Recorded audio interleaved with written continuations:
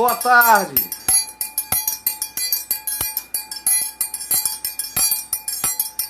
Neném, neném, neném, neném, doidinho, doidinho por você.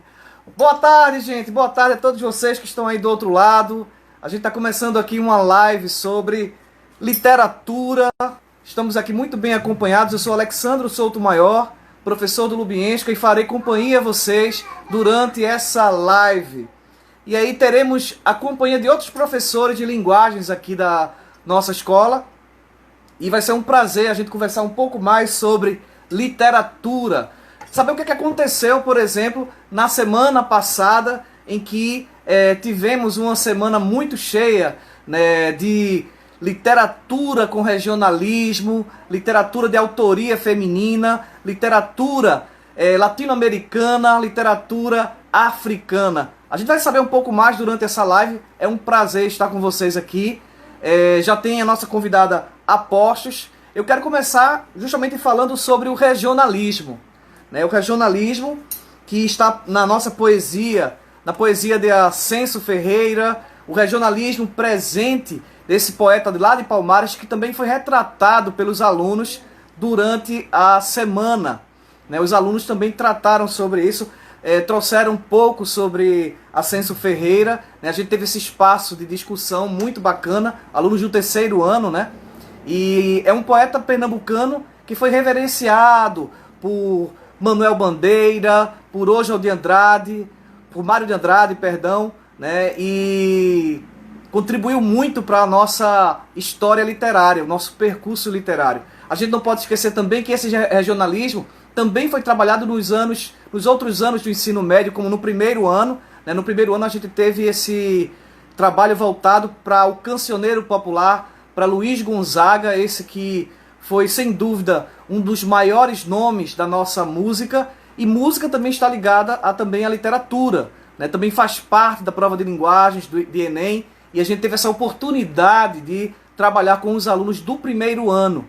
A gente conseguiu tratar sobre a questão dos temas e foi um encontro maravilhoso em que os alunos trouxeram instrumentos, tocaram, cantaram, teve flauta, teve violão, né? Foi super animado, né? Os alunos se vestiram a caráter, né? E a gente pôde, ainda de longe, apesar de todos os problemas que estamos vivendo, né? Com essa questão do Covid-19, né? A gente conseguiu aí estar distante, mas trabalhar o nosso afeto, trabalhar a nossa tradição. E foi um momento muito oportuno.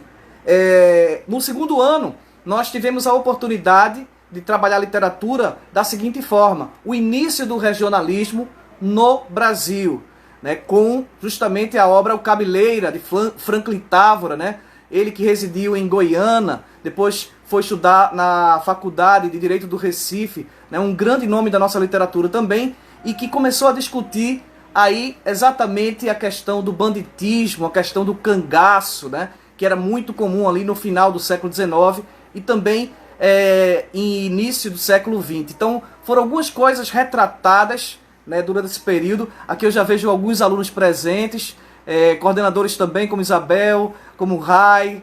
Sejam todos bem-vindos aqui para esse momento, que foi um momento muito bacana, que a gente agora está fazendo essa culminância, né, dialogando com todos vocês, né, falando um pouco como foi esse momento tão gostoso com os alunos, né, e é tão bacana quando a gente percebe que todos participam, né, coordenação,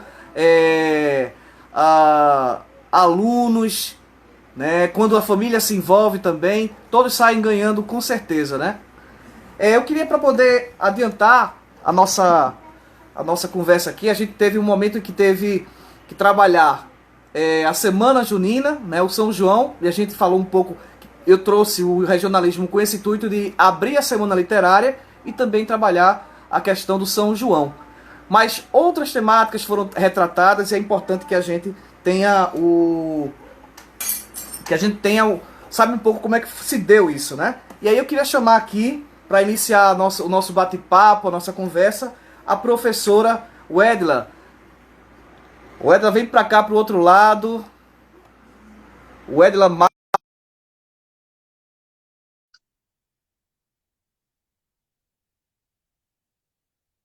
Aguardando o Edila.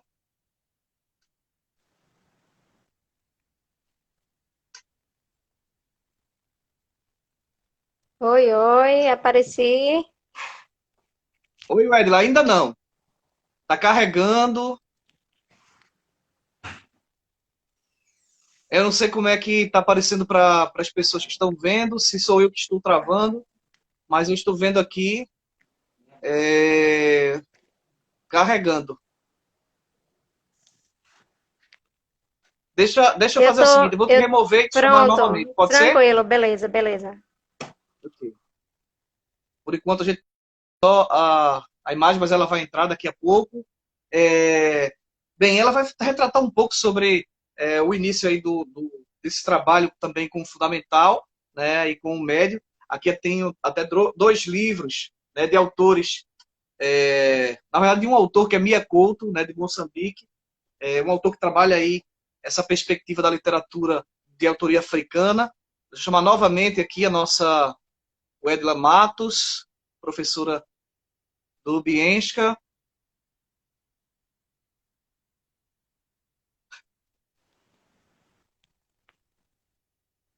E aí, Oi, agora?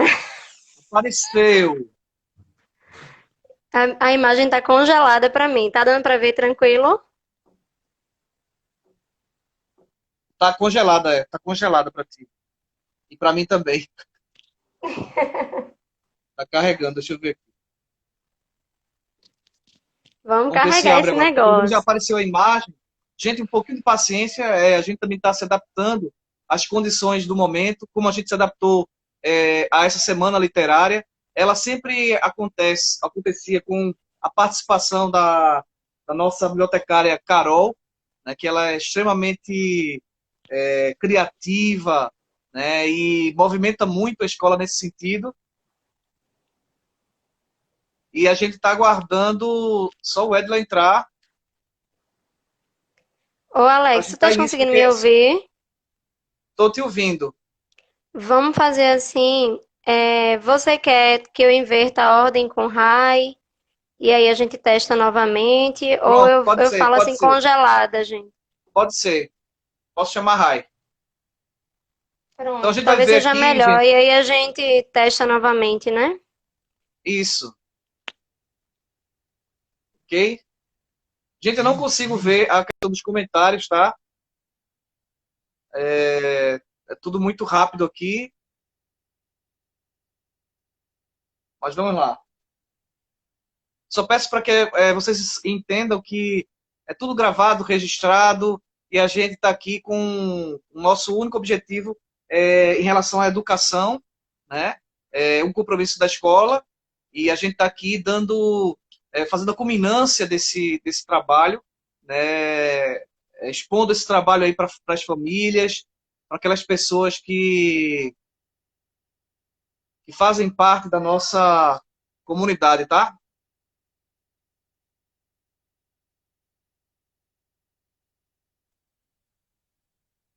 Deixa eu ver aqui, Rai.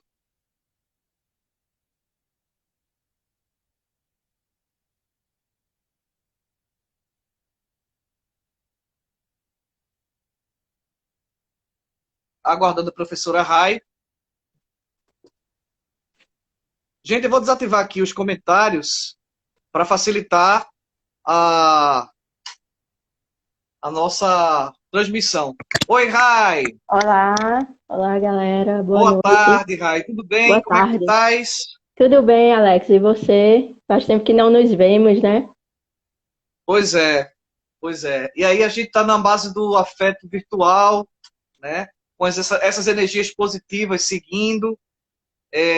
Rai é professora também do Lubienska Centro Educacional e ela tem um trabalho muito bacana, né, junto ao Fundamental 2, né, com as cirandas literárias. Esta semana quer dizer, na semana literária ela também trabalhou com uma outra perspectiva, foi de autoria feminina, né, a literatura de autoria feminina. A gente teve que se desdobrar no sentido de trazer para os alunos o nosso desejo de unir a semana literária com também essa semana junina, né?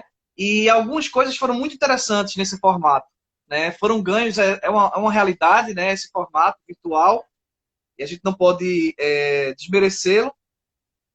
E aí eu queria que você falasse um pouco, Rai, sobre esse processo, né, com os outros professores, com os alunos, como foi, por exemplo, trabalhar a questão dessa literatura de autoria feminina, que teve participação de professores de fora, né, de professora de fora, né, que a Tailane, né, professora de língua portuguesa, de youtuber também, Isso. fala um pouco sobre esse prazer da leitura e também da questão da literatura de autoria feminina. Uma palavra, Rai, por favor. Então, a Ciranda, né, a Semana Literária, na verdade, culminou com a Ciranda da Literatura, né, que a gente já faz, baseadas na ideia de que narrativas criam perspectivas, né? Então, tendo em base esse pressuposto, essa premissa, na verdade, né, de perceber as diferentes narrativas e a importância das diferentes narrativas, a gente elaborou uma ciranda literária em temáticas, né? Assim, uma lista enorme foi realizada com a carta família para ir no início do ano, com a lista de materiais mesmo, agora a partir do que os estudantes já liam, né? E de sugestões do que outras crianças e adolescentes na mesma faixa etária estavam lendo também de literatura brasileira, porque assim, os nossos alunos e alunas já leem bastante literatura inglesa, por exemplo, né? Literatura nórdica, literatura norte-americana, estadunidense. E aí a gente também acrescentou, né, fazendo uma carta explicativa, família e tal, de que a gente queria que os nossos estudantes se aproximassem da produção literária mais ampla, né? E aí a gente pegou a literatura brasileira, não só a clássica, né? A literatura de autoria feminina, a literatura africana, a literatura indígena, enfim, e para que esse formato, né? Porque, como eu falei agora, a gente acredita que narrativas criam perspectivas, né? Como assim? A partir da visão mundial, global, o Brasil se resume a futebol, a samba, né? E a praia Estereótipos, né? e ao eixo Rio-São Paulo, né? E aí eu estava conversando muito com os meninos para trazer essa importância de ler outras narrativas, de ter outras perspectivas do todo, né? Porque não é que num debate até um aluno falou, uma mentira contada várias vezes vira verdade. E aí eu disse a ele, não é necessariamente nesse caso uma mentira, mas é um recorte da realidade mostrado como um todo, né? No Brasil tem futebol, tem Rio, tem São Paulo, tem o clássico Fla-Flu, tem obviamente, né? Mas a gente vê que a ideia de identidade nacional foi criada a partir de uma narrativa baseada no eixo Rio-São Paulo, né? De modo que a nossa live de São João, pelo menos, foi transmitida apenas para o Nordeste, né? Porque é tido como algo regional. Aí mesmo não sendo assunto curricular dos meninos da literatura, eu questionei assim com eles um pouco a nomenclatura regionalista modernista, né? Que são obras ali feitas na mesma época, né? Sendo que aí as obras tratadas ou realizadas no Nordeste eram tidas como regionalistas, ainda são, e as obras produzidas no eixo Rio-São Paulo, Sul, Sudeste, eram tidas como modernistas, né? E aí a gente pode pensar muito a criação da identidade brasileira, né? De um plano de identidade brasileira a partir do eixo Rio-São Paulo, né? E aí, para quem ainda desconfia de como uma narrativa cria uma perspectiva, eu digo muito aos meus aluninhos, vá no Google Imagens e coloque nordestino. Só vai aparecer a seca, o sertanejo, né? E aí eu pergunto, é mentira que aqui tem seca, que aqui tem sertanejo? Não, mas não é só isso, né? E aí, a partir dessa narrativa hegemônica, que é muito centrada no eurocentrismo também, a gente Uhum. acredita em estereótipos, o que gera preconceitos, né? Como, por exemplo, de Isso. que existe um sotaque nordestino. Não existe um sotaque nordestino, né? E não se ouve falar, por exemplo, em sotaque sudestino, né? A gente sabe bem que existe o sotaque carioca, os sotaques, no plural, paulistanos, né? O sotaque mineiro, mas aí o Nordeste é como é um sotaque Incorporação, né? criado numa narrativa que não existe, porque ele foi criado a partir de vários preconceitos e estereótipos, como assim, a partir da perspectiva do erro, né? Do analfabetismo, por exemplo, que também é um preconceito Uhum. gigante, né? E aí, na perspectiva, na narrativa brasileira, por exemplo, falar Pernambuco é errado, e falar Pernambuco, fechando o é o correto, é o bonito, né? E aí, a partir dessa narrativa, a gente vê alunos nossos, por exemplo, estudantes, numa situação mais formal, como, por exemplo, apresentando seminários, puxando o sotaque para o que seria o carioquês ou o paulistano, por exemplo, né? Como se ali fosse uma Uhum. linguagem mais formal, mais correta, mais bonita, né? E aí é todo um apagamento cultural, linguístico que os indígenas também sofreram, que os negros também sofreram, né? E aí é que está a importância de ter acesso a essas outras literaturas, né? Por que ler literatura africana? Porque na nossa literatura, as pessoas escravizadas surgiram ali naquela história, né, como uma pessoa pacífica, como uma pessoa escravizada mesmo somente, e acaba ali, é um apagamento histórico imenso, né? Assim como a própria história ocidental é eurocêntrica, né? Não, a gente não tem noção praticamente do Oriente, né?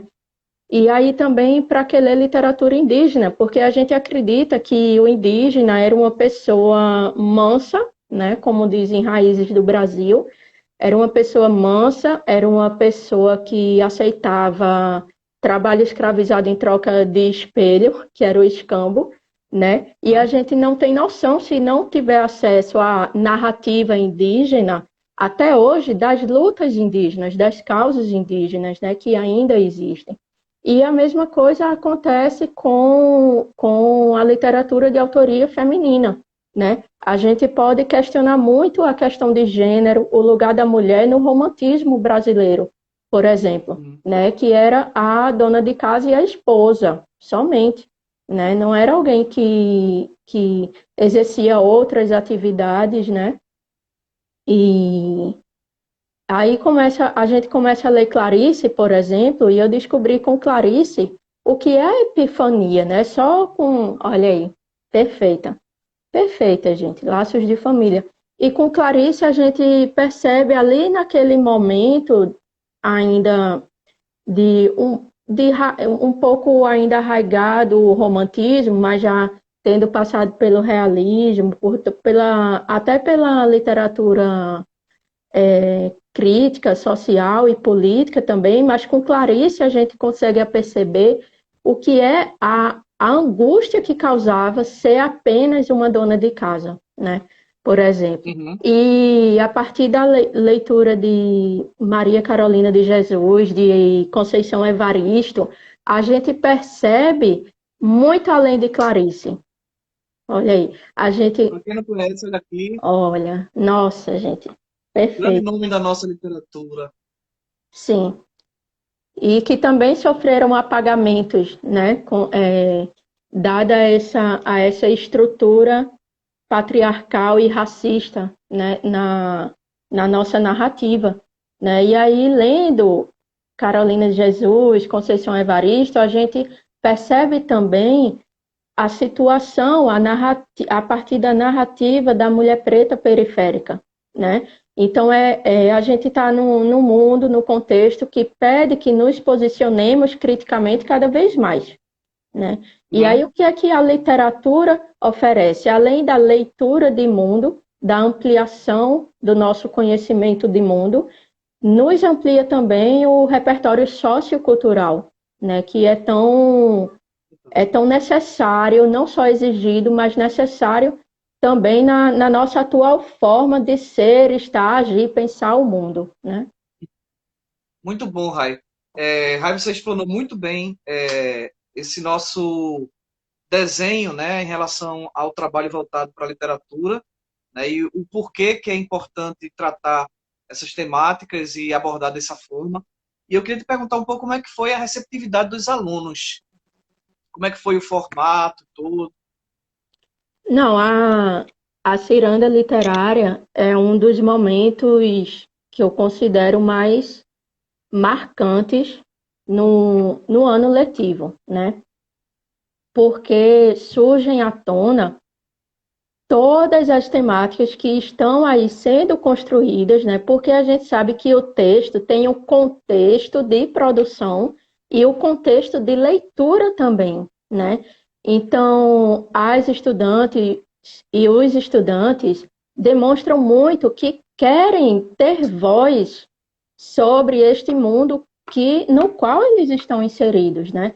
Nesse contexto onde eles estão inseridos, né? No, eles querem falar sobre o protesto que fez eles passarem horas dentro do carro, por exemplo, né? Eles querem não só entender, que eles já entendem bastante, mas eles querem se colocar, né? Então, o que é que isso tem a ver com a leitura de modo geral e com a literatura? Com ampliar esse conhecimento, e eu digo muito a eles, né? A literatura, esse repertório sociocultural, faz a gente se colocar de forma autoral, né? Faz a gente Uhum. estabelecer diálogos e relações de forma subjetiva, e aí, portanto, autoral, né? E aí a receptividade deles, te respondendo agora diretamente, é de uma aceitação imensa e de querer continuar e de querer falar bastante, e isso é ótimo, e ter muitos debates. Tem muitos e muitos e muitos debates em relação quando a gente está na ciranda literária, no compartilhando, né, que é o compartilhamento de leitura. No compartilhamento de leitura, a gente sabe que aquela leitura ganha um sentido e um significado, né? Uhum. Ótimo. Rai, a gente tem um tempo pequeno, né, curto aqui. É, eu quero te agradecer muitíssimo por essa passagem aqui, por ter dado esse recado tão importante aqui, para que todos tenham essa compreensão do trabalho que é desenvolvido pela equipe. É um trabalho sério, é um trabalho sistemático. Percebam que existe um planejamento para acontecer, é algo que já acontece antes mesmo de iniciar o ano letivo para a gente já está discutindo muita coisa, sendo planejada. Rai é uma pessoa extremamente criativa, ela contribui muito, né, com esse trabalho voltado para a literatura, né? Ela traz esse espírito, ela desperta esse espírito crítico, né? Não que não tem, os alunos eles têm, né? Mas ela dá essa ênfase aí, e aí só é ideia somada com outros professores. Rai, E com muito você, por obrigado pela tua exemplo, passagem. né? Com É isso. você, né? Porque a experiência de trabalhar com um professor de literatura que é poeta, que é escritor, que é artista, soma imensamente, né? Gratidão. Gratidão a você também. Gente, Obrigada. essa é a Rai, professora da Lubiense, que faz esse trabalho tão bacana na escola. Ela vai ficar por aqui e a gente vai chamar uma outra professora. Obrigado, Rai. Obrigada. Tchau, galera. Tchau, tchau. Essa foi a professora Rai. E agora nós vamos chamar a professora Gabriela.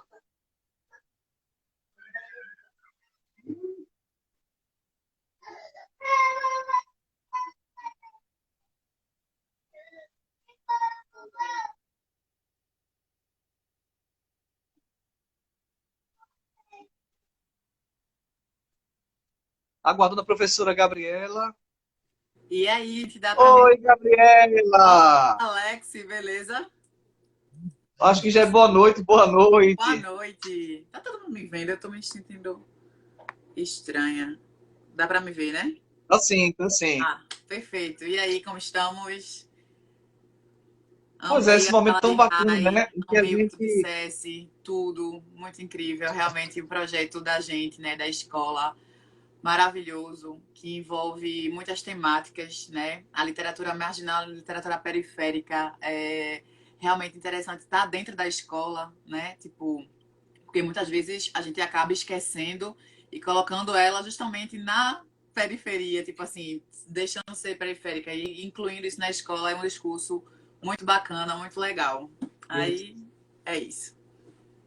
Gente, isso foi a discussão central nossa, né? De onde partir. E aí cada um trouxe a sua contribuição. Quando a gente pensou em literatura periférica, essa literatura que margeia o centro, né? Essa literatura da periferia, a gente pensou em trazer justamente a periferia no sentido de que o que é o centro? O centro pode ser visto de forma mercadológica, certo? Dentro da questão do que é universal e o que é rejeitado. Rai falou um pouco justamente sobre a questão do regionalismo, né? Desse Uhum. estereótipo que foi criado sobre o que era regional, e a gente assumiu muito essa carga, né? Foi imposta, na verdade, né? Por nós. E aí a gente veio com isso e, de repente, se a gente perceber, quando se fala em regionalismo, autoria feminina, né? Literatura de autoria feminina, literatura africana, literatura latino-americana, sempre há aí o espaço para perceber essa literatura de modo periférico. E aí Perfeito. eu jogo para ti a palavra sobre essa literatura é, latino-americana. Fala um pouco para a gente como é que foi esse trabalho. Então, eu trabalhei com ensino médio, né, com os primeiros, quer dizer, com o primeiro, segundo e terceiro ano, e foi muito legal, porque é um tema que eu gosto pra caramba, né? Porque além de ser professora de língua portuguesa, eu sou professora de língua espanhola, e a literatura Hum, latino-americana sempre me encantou desde adolescente, né? Tipo, eu comecei a ter acesso, e depois que eu comecei a ter acesso a conhecer, eu nunca mais parei. Mas mais voltada, como eu falei para eles, para uma literatura do século XX para cá, né? A do século uhum. XVIII, XVII, que a gente vai vendo mais na faculdade, é uma literatura que me interessa, mas não tanto quanto o que a gente vai vendo agora. E aí, como é que foi feito esse trabalho com os meninos, né? Durante a semana que foi, no caso, o meu dia de trabalhar com eles foi na sexta-feira, né? Eu comecei discutindo com eles, a princípio, para a gente ter um pouquinho de noção, o que é que seria a literatura, né? Me envolvendo um pouquinho mais nessa área do que é que, para eles, o que é que seria a literatura, né? E a gente vai percebendo a literatura como essa manifestação artística que ela pode ser engajada, né? Uma manifestação social, né? Que o escritor ele é um ser social e ele tenta retratar, né, a partir de uma obra de ficção ou não, né? Embora, enfim, de certa forma, exista toda essa discussão de teóricos da literatura sobre ficção e não ficção, mas de como é esse escritor ser social, ele consegue relatar, né, algo, consegue às vezes fazer uma fotografia do seu tempo e a gente ter acesso a isso. Isso é muito interessante, né? Não só a literatura latino-americana, mas a literatura em seu sentido amplo, a literatura tipo no geral. Então, a gente começou discutindo sobre isso. E até comecei a fazer com eles umas enquetes assim, tipo, oh, o que é que vocês acham que seria um gênero literário, né? Porque às vezes eu até falei, comentei com eles, assim, perguntei assim, e aí, gente, uma receita de bolo seria um gênero literário? E aí eles ficam, né, tipo, pensa que é uma pegadinha e diz, não, de fato a receita de bolo não seria um gênero literário. Mas, por exemplo, existe um poema, um texto de José Saramago, que ele faz em estrutura de receita, né? Mas é poético, é literário. Então, é esse jogo que a literatura consegue fazer é muito bom, muito interessante e é uma coisa encantadora. E a gente partiu desse ponto. Depois que a gente discutiu sobre o que é literatura, quais gêneros seriam esses gêneros literários, a gente partiu para a questão do o que é América Latina, né? O que é ser latino-americano. E aí eu trouxe para eles um vídeo, e aí fica de dica para quem estiver assistindo e depois reassistir a essa live. É uma música chamada Latinoamérica, que é escrita por Calle 13, que é uma banda porto-riquenha. E enfim, para mim, é uma música e um clipe muito emocionante. Às vezes, dependendo do meu humor, eu choro escutando essa música. E ele mostra. Anote aí, viu? Anotem, gente, por favor, assistam a esse clipe, é incrível. E a letra que tem, né, na música, a letra é muito tocante, muito, muito profunda. E eu gostaria até de ler algumas frases que tem nessa música, porque nos faz pensar sobre o que é a América Latina e também porque nós brasileiros muitas vezes não nos sentimos latino-americanos, né? Poucos de nós, tipo, eu trouxe até uma pesquisa para eles, eu vou comentar já já, que poucas pessoas se consideram latino-americanas, né? Enquanto o resto da América Latina, a porcentagem é muito maior. Então, frases na música Latinoamérica, de Calle 13, repetindo, por exemplo, sou toda a sobra do que te roubaram, né? É a nossa história da Latinoamérica. Tipo, a gente sempre foi essa região explorada, né? Desde a nossa Fadida. colonização, né? Então, a gente é a sobra, entre aspas, do que nos foi roubado, né? Sou amor nos tempos de cólera, né? Então, a intertextualidade com o livro de Gabriel Garcia Marques, né? Nós somos esse, tipo, estamos em tempos de cólera. Maravilhoso. Alex sempre tem um livro de cada autor que a gente comenta aqui. Perfeito, muito bom. E aí, nós somos esse amor, né? Em tempos tão difíceis que é a nossa história da América Latina, seja do México, do Brasil, do Chile, enfim, dos processos ditatoriais, né? Então, a gente é esse amor nos tempos de cólera. Nós somos mão de obra camponesa para o teu consumo. Novamente, a exploração, né, da América Latina. Aqui se respira a luta, ou seja, na nossa história, do começo da colonização até agora, nós somos uma região de luta. Nós sempre estamos em luta. E isso é incrível. Eu encontrei até uma camisa quando eu viajei que tem essa frase e eu disse, eu preciso comprar essa camisa, porque realmente eu me identifico com isso. A gente está o tempo todo lutando pelos nossos direitos e tudo mais. Aqui se compartilha o que é meu é teu, né? É um povo que está preocupado também nessa partilha, não é aquela, assim, a sensação pelo menos também que eu tenho, né? Não é aquela região, aquele povo que só quer para si, não. Temos aqui, sejam bem-vindos, venham até nós, nos conheçam, né? E para finalizar a frase também que me deixa também pensativa, sou América Latina, um povo sem perna, mas que caminha, né? Ver como é profundo, né? Tipo, a gente é um povo sem perna, mas que a gente tá aí, tipo, tá lutando sempre, tá caminhando, porque é o que nos resta e é o que a gente precisa fazer de fato, né? Então, essa música me encanta muito e eu trouxe para os meninos e eles começaram a falar também sobre essas frases, sobre esse ser, o que é a América Latina, né? E aí a gente vai envolver a América Latina na ideia de ser uma região composta por países que falam línguas derivadas do latim, né? Línguas neolatinas, né? O francês, o espanhol e o português, né? E aí, por isso que o nome é América Latina. E a gente descobriu que são 20 países no geral, Chile, Venezuela, Equador, El Salvador, e entre outros. E existem alguns teóricos que vão discordar sobre isso, e eu trouxe para os meninos, porque, por exemplo, a Jamaica, lá se fala inglês, né? Mas alguns teóricos vão considerá-lo, né, um país parte da América Latina pelo processo de colonização, pelo processo de exploração também. Então, há algumas coisas, perspectivas de alguns autores que vão envolver isso, sabe? Mas, a princípio, a gente leva em consideração o nome, né? Que é por causa das línguas que nos compõem, tá? Então, a gente discutiu sobre isso, do que é ser América Latina e o que é ser latino-americano. E eu perguntei, vocês se consideram latino-americanos? E a maioria dos brasileiros? E aí eu trouxe uma reportagem feita pela BBC, dizendo que isso foi em 2015, tá? É um pouco atrasado, mas ainda atual, que apenas 4%, né, dos brasileiros se consideram latino-americanos. Enquanto a gente for fazer essa pergunta para argentinos, chilenos, colombianos, equatorianos, mexicanos, sobe para 43%, né, essa ideia de pertencer a essa região. Então, por que os brasileiros não se sentem? E aí um pesquisador da USP, ele vai explicar que o primeiro processo que faz a gente não se considerar latino-americano é a nossa língua, porque a gente vai ter a ideia de que só quem fala espanhol é quem é latino-americano, né? Tipo, é só atendendo a ideia de que, tipo, só se fala espanhol, então é latino-americano. Ah, é latino, né? Mas nós somos esse latino também, né?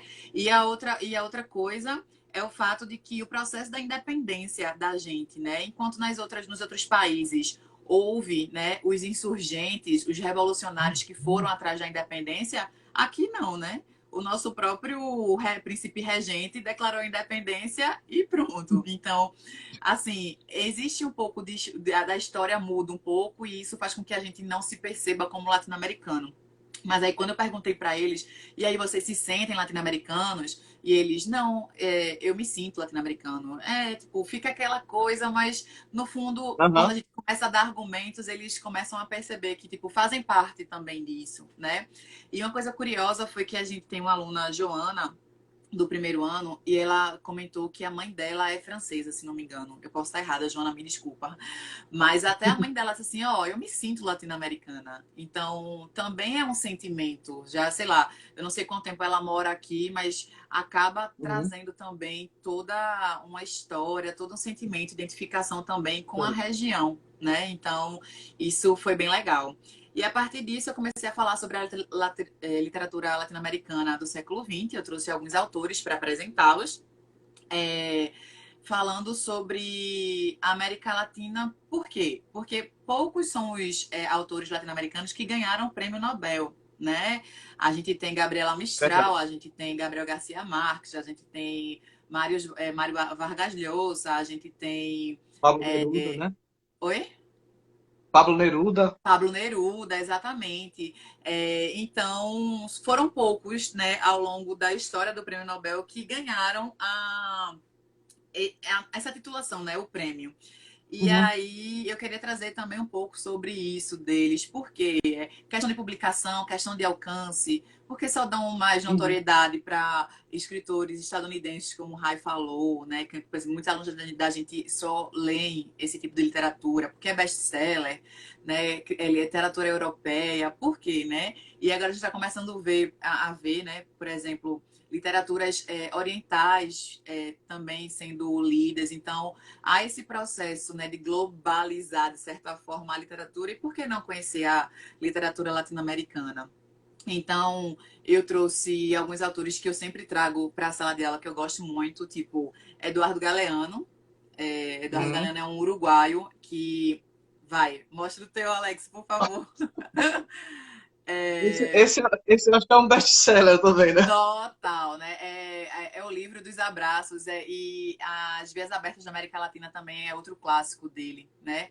Então, assim, ele, para mim, ele consegue trazer o tema da América Latina muito forte nos seus textos. Ele sempre foi um cara que lutou muito, tipo, pelas desigualdades nos seus textos. Aquele texto meio que vai denunciante, né? Denunciar as coisas que acontecem Uhum. aqui, que muita gente não vê, muita gente não percebe, fica de olhos fechados. Então eu falei Ô, sobre Eduardo Gabriel, Galeano. Oi. e tem uma coisa assim que hoje se comenta muito sobre a questão do ativismo, né?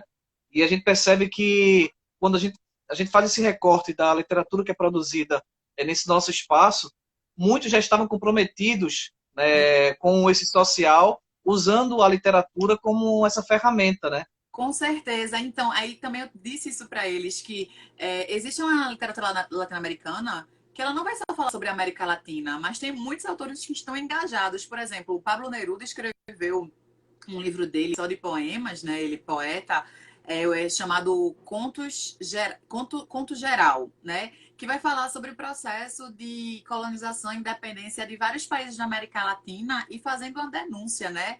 E principalmente da ditadura lá de Pinochet no Chile. E muita gente ainda fica dizendo assim, será que Pablo Neruda realmente morreu de morte natural ou ele foi envenenado, como muita gente começa a pensar, né? Porque ele estava aliado a Salvador Allende. Então, há essas questões também muito políticas e históricas dentro da literatura e como isso é muito importante e pesado, de certa forma, né? Pablo Neruda, tem até uma escritora argentina, não sei se tu conhece, Alejandra Pizarnik. Ela é incrível Não, essa também. Ela trata, olha, pelo menos um, hein, Alex? É, uma, ela traz, assim, assuntos da América Latina, mas também sobre o feminino, né, na América Latina, os sentimentos, né? Então eu disse para ele, gente, existe a América Latina dentro dos textos desses escritores, claro, a cor local está presente, assim como em vários sim. outros textos, porque de tipo, sei lá, Jorge Amado, né? É um autor latino-americano. Só que a gente considera mais brasileiro porque está mais próximo da nossa realidade, né? A cor local está presente, mas outros temas também são abordados dentro desses escritores, né? Isabel Allende também, escritoras latino-americanas que eu tentei trazer para eles irem conhecendo, né? Tipo, para pelo menos ter repertório. E aí, quando a gente partiu para a conversa com Tailane, né?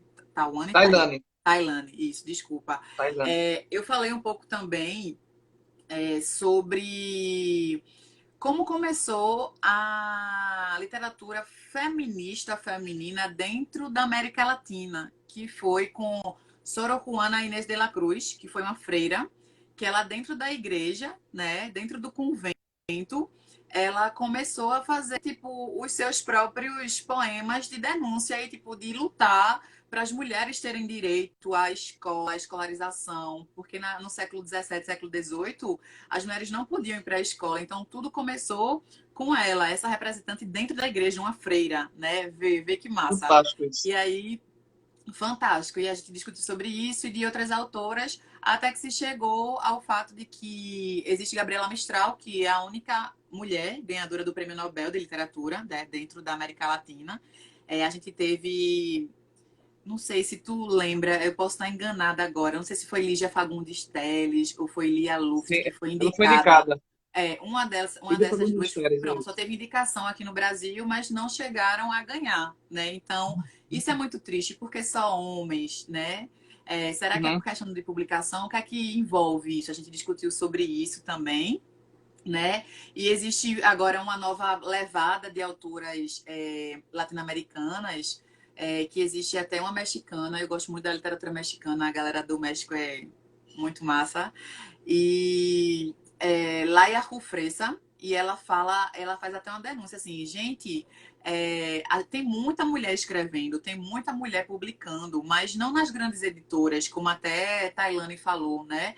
Às vezes é nas editoras independentes e não tem alcance, Sim. como, sei lá, qualquer outra editora que poderia ter um grande alcance. Então, é questão de publicar, né? Ela fala de publicado, resenhado, traduzido. A questão da tradução também faz com que a gente não conheça muitos autores. E isso faz com que a literatura latino-americana, e não só latino-americana, né, africana, às vezes, por exemplo, enfim, não seja conhecida por causa da questão de edição, de publicação e tudo mais. Uhum. Aí foi basicamente isso que a gente discutiu e acho que foi só, mas foi muito produtivo. Os meninos, eu achei assim, que eles gostaram, eles participaram, eles gostaram de responder, de refletir sobre o que é ser latino-americano, né? Foi muito massa, foi bem legal. Falei demais, Com meu aquele Deus. gostinho de quero mais, né? Total. E eu vou tentar na próxima aula trazer um pouquinho para eles continuarem com esse gostinho e querendo saber mais um pouco. Muito bom, Gabriela. Olha só, a gente tá, infelizmente, essa conversa está sendo muito bacana, né? Desde de rádio, a gente tem visto aí justamente a potência que tem a literatura na vida desses alunos, né? Como pode ser um elemento, né, de reflexão, um alargamento da nossa visão de mundo, da nossa leitura de mundo, né? É muito que se ganha, né? Com esses professores todos, né? Com as Não, obras, e com esse trabalho em equipe. equipe incrível, velho. Quando eu escuto o que vocês fazem e eu fico babando, eu fico, meu Deus, é sensacional. É muito bom trabalhar assim, sabe? Tipo, poder trazer isso para dentro da sala de aula. Porque eu fico pensando na minha história de estudante e faço, caramba, eu queria ter visto isso. Caramba, eu queria ter, sabe? Tipo, Eu e não também, tive, né? confesso Poxa, também. é, total. Aí é isso. Gabriela, muito obrigado pela tua passagem aqui. Eu que agradeço Fica a aí esse desejo de atenção. conversar ainda mais, de a gente expandir essa conversa em outro Vamos momento. embora. Vou chamar agora a professora Wedla. Tá bom. Beijão para ti. Obrigada, obrigada. Tchau, tchau, Beijo, Alex. Valeu, tchau. Eu tchau. só não sei como é que sai. Essa foi a professora Gabriela. Agora vamos chamar a professora Wedla para fechar esse nosso ciclo aqui de conversa. Deixa eu ver, Wedla. Aqui. Ver se a gente consegue agora.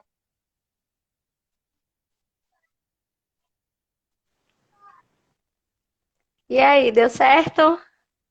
Tá carregando ainda. Vamos ver se vai agora. Eu já tô te vendo Ajuda, normal. internet. Eu já tô te vendo de boa. Tá dando pra me ouvir, não dá? Eu tô te vendo, eu tô te ouvindo só, felizmente. Eu vou te remover novamente. É, a gente Você faz pode esse tentar fazer uma teste, coisa, Lula. senão vocês ficam só me ouvindo. Você pode sair de Certo. fato e entrar novamente. Pronto, beleza, eu vou Pode ser assim? tentar. E aí tu me convida, porque Pronto. como os comentários estão desativados, eu não tenho como solicitar, tá bom? Tá bom, tranquilo.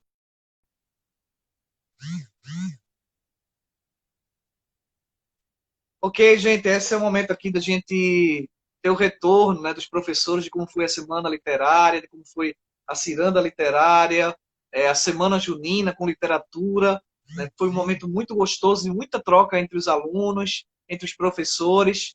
É, a coisa continua, porque isso faz parte também da nossa grade curricular, né? No próximo ano a gente já está pensando como vai ser, diante do que a gente já executou neste ano.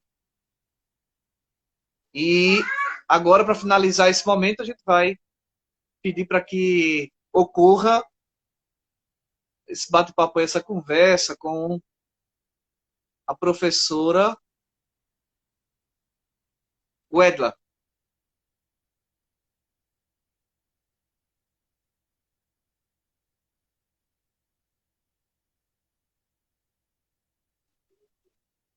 Enquanto a Wedla não entra, eu trouxe aqui para vocês algo que retrata é, esse momento que foi bacana na semana passada, desse regionalismo, né?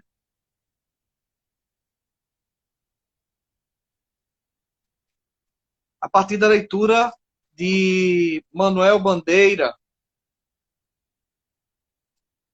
enquanto a professora não entra. Profundamente.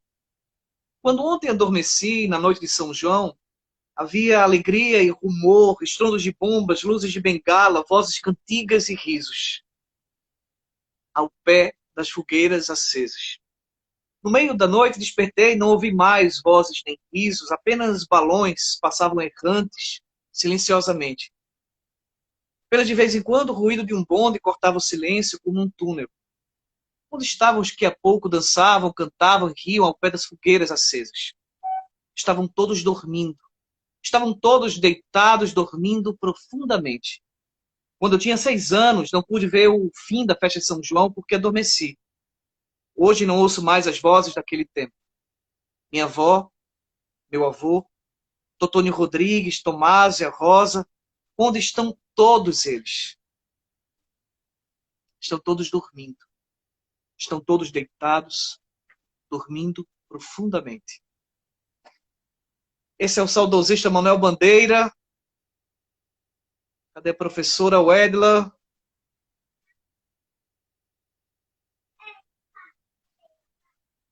Aguardando a professora Wedla para a gente encerrar essa nossa live, né? Essa live que contou com a participação da professora Rai, do Fundamental 2 de Linguagens, com a professora Gabriela também, professora do ensino médio,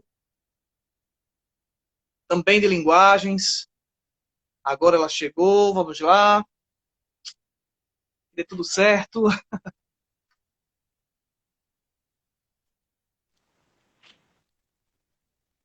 E agora? Oi, Wedla.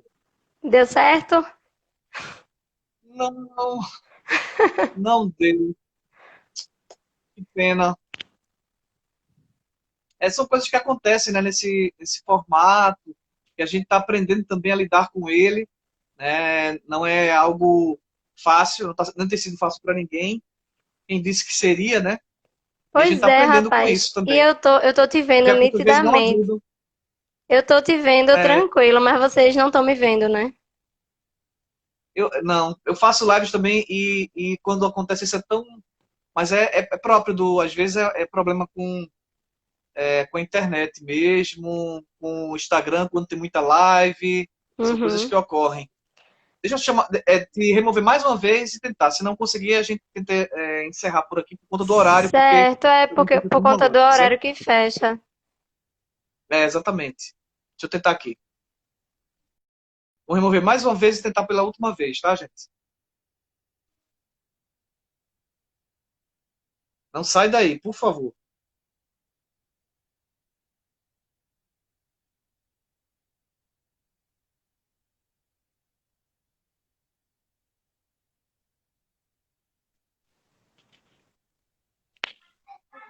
Rai?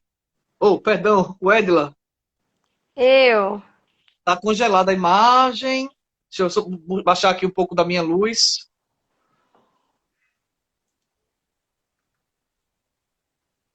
Tá congelada a tua imagem. Ai, gente, então eu vou agradecer, né? Não tá, não tá.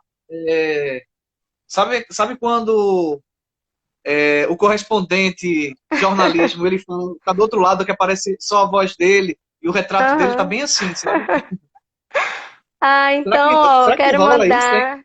quero mandar um cheiro para todo mundo, dizer que é muito bom trabalhar com essa equipe, né? A gente vai ter que concluir por conta do horário mesmo da live. E é isso, eu quero dizer que essa questão não foi só uma semana literária, sabe?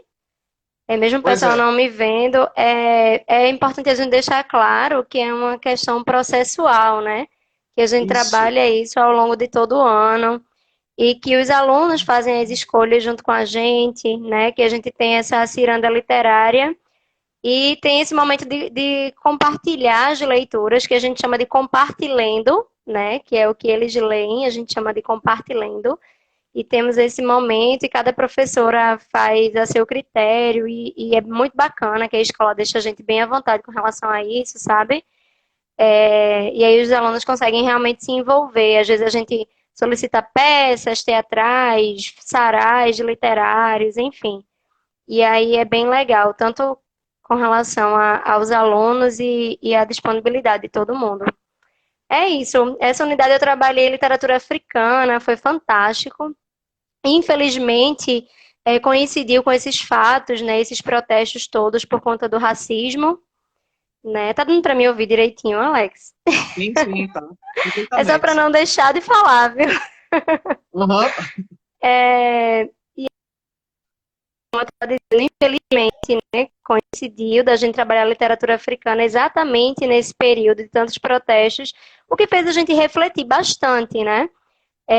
E trazer os meninos para conhecer um pouquinho dessa literatura que traz tantas questões políticas e religiosas e sociais, como o próprio racismo, né? E a questão da Isso. cultura mesmo, de tudo.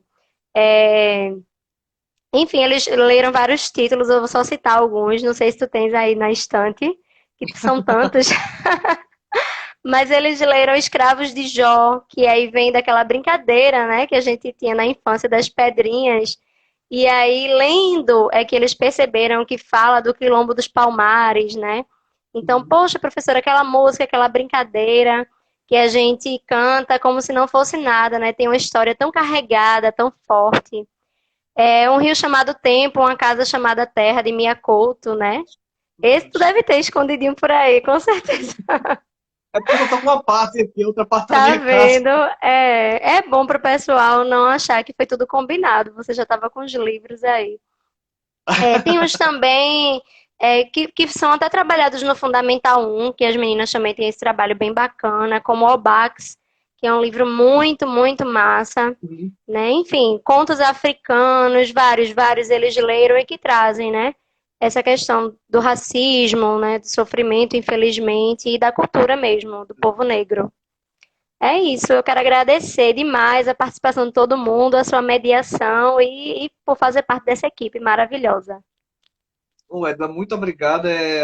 Veja como é oportuno, né? A literatura chega justamente no momento necessário. A literatura também é necessária, né?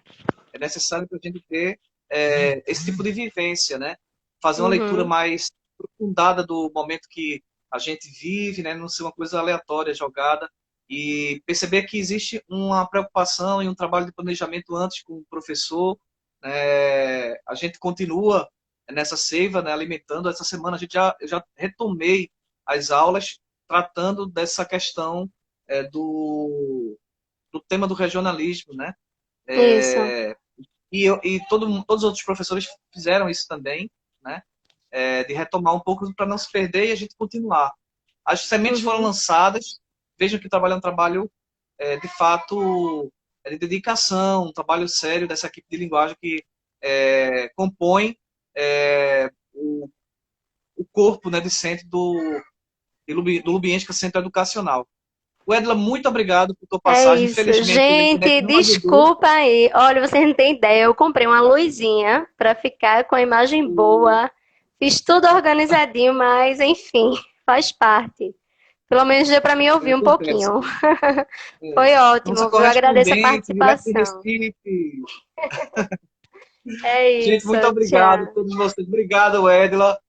Um beijo grande em vocês. Em outra Beijo. oportunidade, estaremos juntos falando sobre literatura, falando de disciplina que é arte antes de tudo e que adentra nas salas de aula, trazendo o prazer estético, trazendo a reflexão, trazendo a questão da identidade, né, como algo extremamente pertinente para a formação do nosso leitor, para a formação do nosso aluno.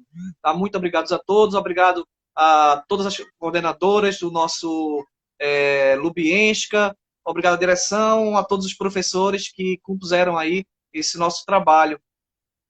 Beijo em todos e até mais.